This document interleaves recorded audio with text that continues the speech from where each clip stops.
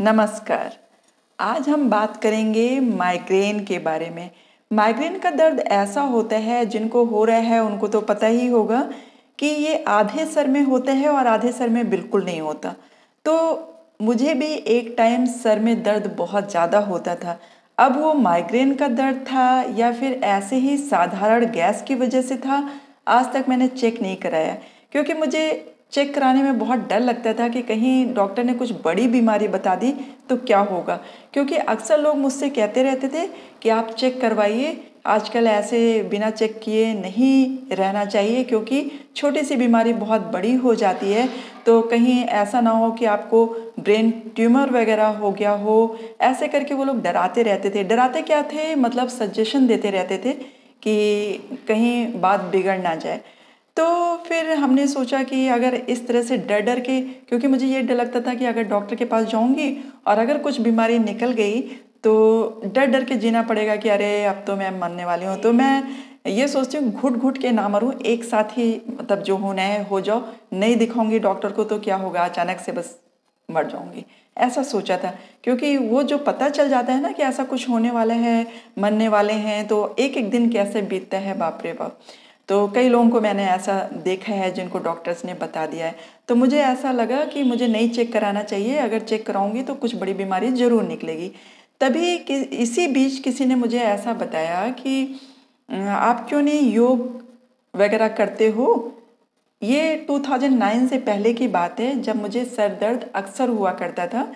तो 2009 का भी हाफ तो आप समझ लीजिए कि ऐसा ही था। और उसके बाद धीरे धीरे करके 6-7 महीने में मतलब ठीक हो गया।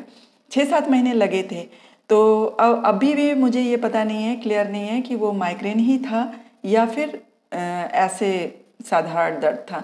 क्योंकि जब दर्द होता था तो उस दिन पूरा दिन मैं कुछ काम नहीं कर पाती थी और ना उठने का मन होता था। ऐसा लगता था बस अपने बाल को खींचते रहो, पकड़ पकड़ के जोर जोर से, मतलब बालों को खींचने का मन होता था। इस साइड में दर्द होता था, लेफ्ट वाले में। तो सभी लोग बोलते थे कि मतलब मैक्सिमम तो ऐसे ही बोलते थे कि माइग्रेन है, लेकिन 2-4 लोग और भी बड़ी बात बोलते थे। तो खैर चलिए, कुछ नहीं होता।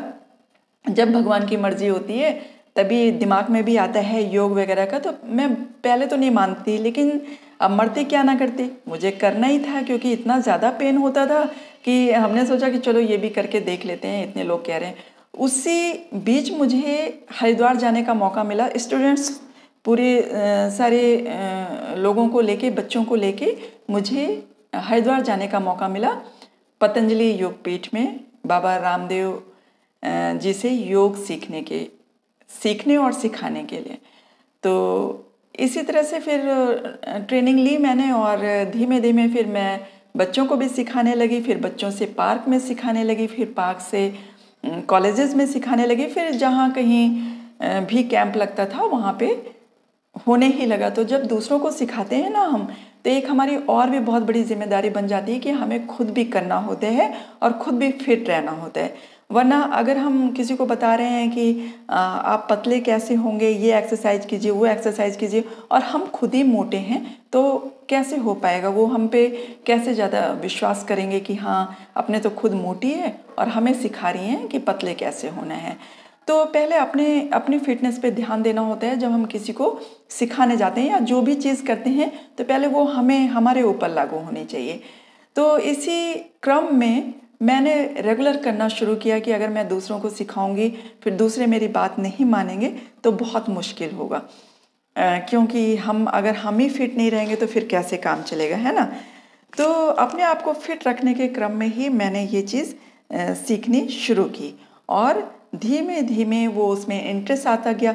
अच्छा, अब मैं बताती हूँ कि मैंने माइग्रेन ठीक करने के लिए, अब माइग्रेन था कि गैस की दर्द थी, उसको ठीक करने के लिए मैंने क्या किया और क्या नहीं किया, जो कि आपको भी करना है जो लोग माइग्रेन से परेशान हैं, सर दर्द से परेशान हैं।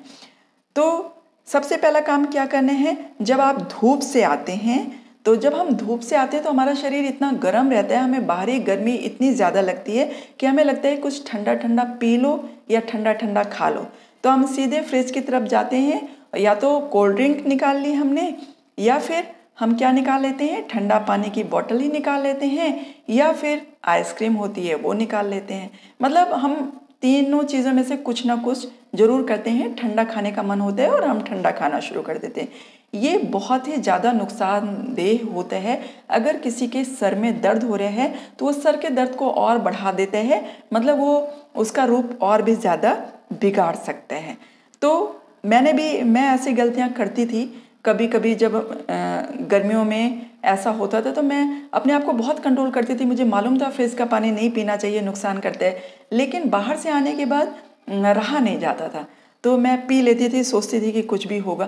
फिर मैं देखती थी उसके 1-2 घंटे के बाद से ही बहुत ज़्यादा परेशानी शुरू हो जाती थी। या तो गैस फॉर्म होने लगती थी या फिर सर दर्द होने लगता था, दोनों में से एक चीज़।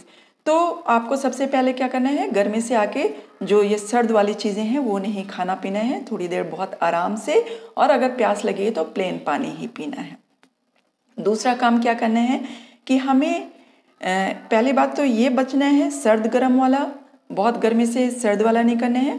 और दूसरी बात है जो सुबह जब हम उठ के, बहुत सारे लोग सुबह उठ के पानी वानी पीने के बाद चाय पीते हैं और हैवी खाना ब्रेकफास्ट में वो क्या करते हैं, सबसे पहले पराठा ही खा लेते हैं, पूड़ी ही खा लेते हैं या रोटी ही खा लेते हैं, रोटी सब्जी ही खा लेते हैं। रोटी सब्जी भी अगर कम मात्रा में खाई जाए तो वो नुकसान नहीं करती है, लेकिन पराठा और क्या कहते हैं, पराठा और पूड़ी तो शर्तियाँ नुकसान करती है खाली पेट। इसीलिए हम लोग कहते हैं कि खाली पेट आप फ्रूट्स खाएं जिससे कि आपके शरीर में फाइबर पहुंचे और जिससे कब्ज आपका दूर हो और आपको वो प्रॉब्लम ना हो, नहीं तो फिर गैस फॉर्म होगी और फिर सर आपका पकड़ेगा। तो खाली पेट कभी भी हैवी फूड नहीं खाना चाहिए, ब्रेकफास्ट हैवी नहीं करना चाहिए। पूड़ी पराठा और चना, जो हम चना भिगा के रखते हैं ना, वो भी बहुत ज़्यादा भारी होता है शरीर के लिए, तो उसको भी हमें बहुत कम खाएं और खाली पेट तो बिल्कुल नहीं खाना चाहिए। खाली पेट इन द सेंस कि आपको उसके पहले या तो फ्रूट्स खा लें, एक सेब खा लें, थोड़ा सा आधा पपीता खा सकते हैं या एक अमरूद खा सकते हैं, या कोई अगर आपको सिट्रिक फल कोई अच्छा लगता है और सूट करते हैं तो आप ऑरेंज वगैरह भी खा सकते हैं, या फिर अगर इनमें से कुछ भी नहीं है नारियल पानी पी सकते हैं। तो ऐसा कुछ खाने के बाद ये ड्राई फ्रूट्स खा सकते हैं, तभी आप नाश्ता खाएं। पराठा खा रहे हैं तो 1-2 ही खाएं, बहुत ज़्यादा नाश्ते में पेट भर के ना खाएं, बहुत हल्का सा नाश्ता करें। और ये सब चीज़ें खाएंगे उसके बाद नाश्ता करेंगे तो आपको उतना ज़्यादा नुकसान नहीं करेगा, ठीक है। तो सुबह हमको खाली पेट हैवी चीज़ें नहीं खानी है, ना तो भीगा चना खाना है, ना पराठा खाना है, ना पूड़ी खाना है, ठीक है। और मूंग की दाल भीगी हुई खा सकते हैं, वो बहुत हल्की होती है, उसमें फाइबर भी होते हैं, पचने में भी बहुत आसानी होती है। तो या तो आप सलाद खा सकते हैं 1 प्लेट, या फिर मूंग की दाल खा सकते हैं 1 प्लेट, या फिर ड्राई फ्रूट्स इस तरह से आप शुरुआत कर सकते हैं, नारियल पानी। तो ये 2 चीज़ें आप खाने में ध्यान रखें। और क्या करती थी मैं, ये 2 चीज़ें मैंने बिल्कुल छोड़ दी थी उस दौरान, और अभी भी कभी कभी जब मजबूरी होती है भारी खाने की, कहीं मैं बाहर गई हूँ वहाँ पूड़ी पराठा ही मिल रहा है खाली पेट, तो वो खा लेती हूँ, ऐसे कोई कसम नहीं है। अगर हमने एक हफ्ते तक वो रूटीन फॉलो किया है तो 2-3 दिन ऐसा करने से कुछ नहीं होता है, हो जाता है, मतलब ठीक हो जाता है। फिर जब आपको परेशानी होने लगे फिर आप वैसे ही कर लीजिए, अपना रूटीन एक डिसिप्लिन कर लीजिए। तो ये 2 चीज़ें आपको खाने में करनी है। और क्या करती थी, 1 घंटे की वॉक या 45 मिनट तक जरूर करें वॉक, फास्ट वॉक, और अनुलोम विलोम 10 मिनट के लिए, कपालभाति 10 मिनट के लिए। ये 3 चीज़ें मैं करती थी जरूर, क्योंकि कई बार मैं 1 घंटे में, झूठ नहीं बोलूँगी, 1 घंटे में नहीं देखती थी कि 1 घंटे हुआ कि नहीं हुआ। मैंने सोच लिया था यहाँ से यहाँ तक जाने हैं, तो कभी कभी ध्यान देती थी और कभी कभी जल्दी भी हो जाता था, और कभी थोड़ा सा मतलब 1 घंटे 10 मिनट 15 मिनट भी हो जाता था, और कभी कभी 45 मिनट 35 मिनट भी होता था। जिस दिन हमें जल्दी जाना पड़ता था या कोई काम होता था तो हमें कम टाइम ही मिलता था करने के लिए। तो ऐसा नहीं है कि आपने अगर एक दिन 1 घंटे किया और दूसरे दिन नहीं किया तो कुछ गड़बड़ होने वाला है, लेकिन एक रूटीन में ये बना लेना पड़ेगा, क्योंकि मैंने ऐसा ही बनाया था। फिर उसके बाद तो मेरी रूटीन बन पड़ी, मैं कभी उसको छोड़ी नहीं, रूटीन बन पड़ी, मैं उसको कभी छोड़ी नहीं, क्योंकि मुझे एक डर लगता है। हाँ, कभी कभी छूट जाती है, तो वो अगर रूटीन में है, छोड़ने के बाद आप फिर से कर सकते हैं। तो माइग्रेन के लिए हमें क्या चीज़ ध्यान रखना है, क्या चीज़ नहीं खाना है। पहली बात है कि हमको गर्मी से आके एकदम से ठंडी चीज़ें नहीं खानी हैं, या ठंडी में से जाके आप बहुत चाय पी रहे हैं, बहुत कॉफ़ी पी रहे हैं, ये भी नहीं करना है कि ठंड है तो हम खूब सारी कॉफ़ी पिएं बार बार और खूब चाय पिएं, ऐसा भी नहीं करना है। वो भी नुकसान करेगी आपको, क्योंकि अच्छा एक हद तक जैसे जो लोग बहुत हैबिचुअल होते हैं इसके चाय और कॉफ़ी के, उनके भी माइग्रेन को ये चीज़ बढ़ा देती है, चाय और कॉफ़ी का बहुत ज़्यादा यूज़। लेकिन एक रिसर्च में ये भी पाया गया है, मैंने कई पेपर्स में पढ़ा, न्यूज़पेपर्स में पढ़ा है ये बात, और रिसर्च मैंने गूगल भी किया था, मुझे पता चला है गूगल में भी कि ये न्यूज़ थी कि रिसर्च के द्वारा ये भी पता चला कि जो लोग मतलब कभी चाय कॉफ़ी का सेवन नहीं करते और उनके सर में बहुत दर्द हो रहा होता है, तो वो एक कप ले लेते हैं तो उनको बहुत आराम मिल जाता है। वो किस कारण से भी होता है, उसमें कैफीन होती है, तो कैफीन थोड़ी देर के लिए वो ड्रग जो हमारे शरीर में जाते हैं वो माइंड को मतलब ये बताते हैं कि मतलब सब ठीक है। जो कैफीन है थोड़ी देर के लिए मतलब उस चीज़ को भुला देता है, उस दर्द को भुला देता है। तो इसलिए हमको क्या करना है, उस चीज़ को बहुत ध्यान में रखना है कि रोज़ आप हैबिट ना बनाएं। लेकिन अगर कभी सर में दर्द हो रहे हैं तो 1-2 कप दिन भर में पी सकते हैं, चाय भी और कॉफ़ी भी, उससे आपको आराम मिलेगा।